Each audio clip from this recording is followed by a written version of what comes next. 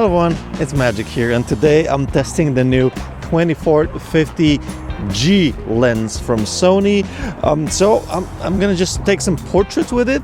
I'm gonna put recorder on top so you can see the results, and then I'm gonna shoot my 24G master and a 50G master. So 24-50 versus 24-50. So you can decide whether you prefer the look of this tiny compact zoom lens, or do you prefer having two big primes with you. And then we're gonna edit those images in Luminar Neo, which is the sponsor of this video.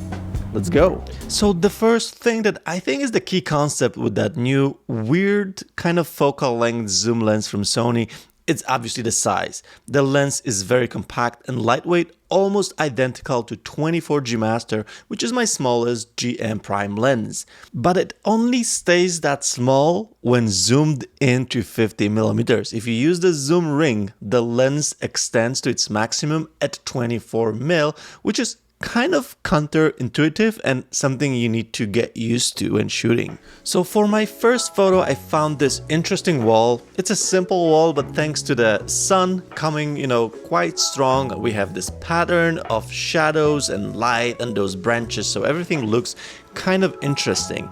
And I'm using Sony a7R5.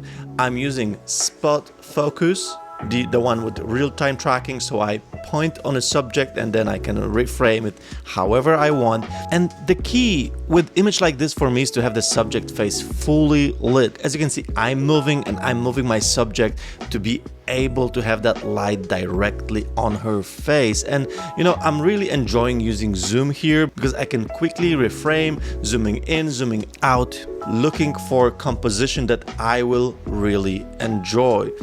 Eventually, I decided to move back, zoom out, and create that additional layer using the green branches in front of me.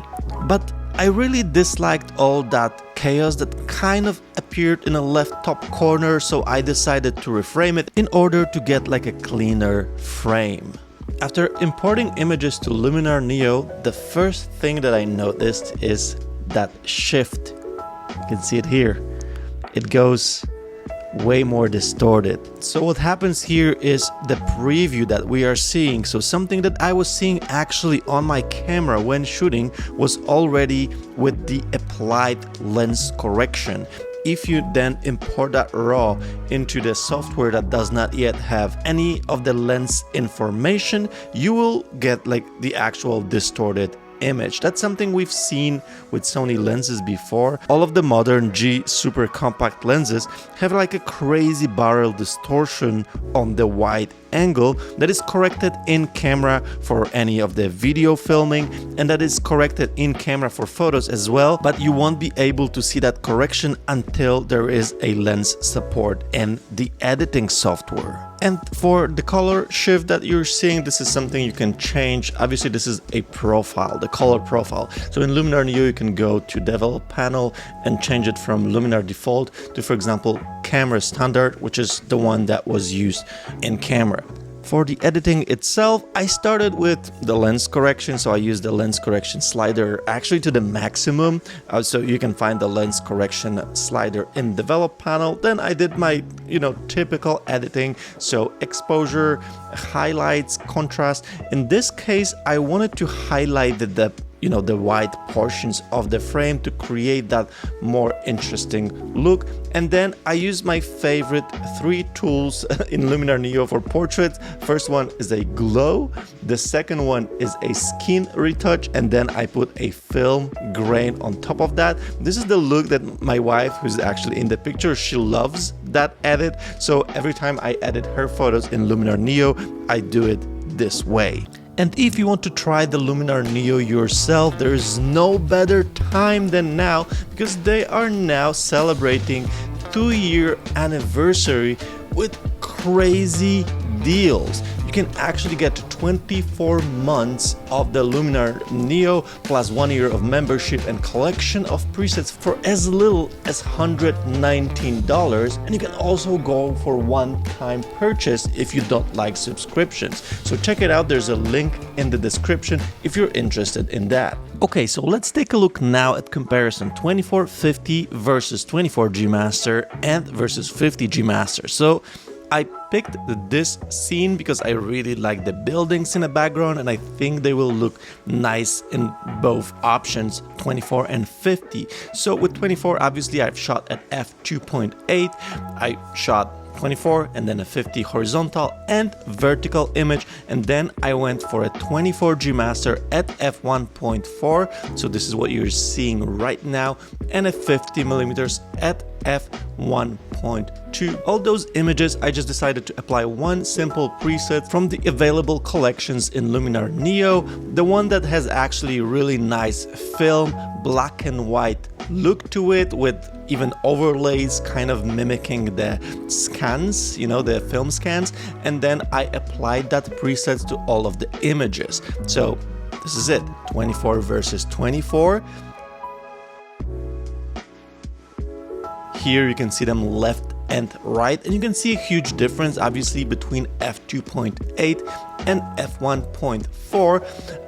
Although in a scene like this, I think both look great.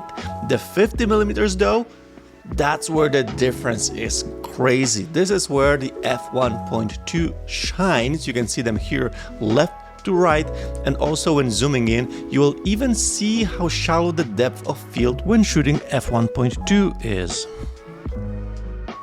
I decided to shoot one more scene, completely different, so the one that my subject is closer to the first layer of background, which is the heart. It was a Valentine's Day, and then we see a farther layer of background, because in a scene like that you will see a less difference when using different apertures. So once again, I framed the same picture with 24 G master at f1.4 and then 50 G master, but this time I also used f1.4 instead of f1.2, so we can see if the difference it's also that significant for the images. So first thing I actually did was removing those people in the first frame. So I used the new feature, the AI feature in Luminar Neo called Gen Erase. So now you can just erase people from an image easily, just like that, by brushing them out.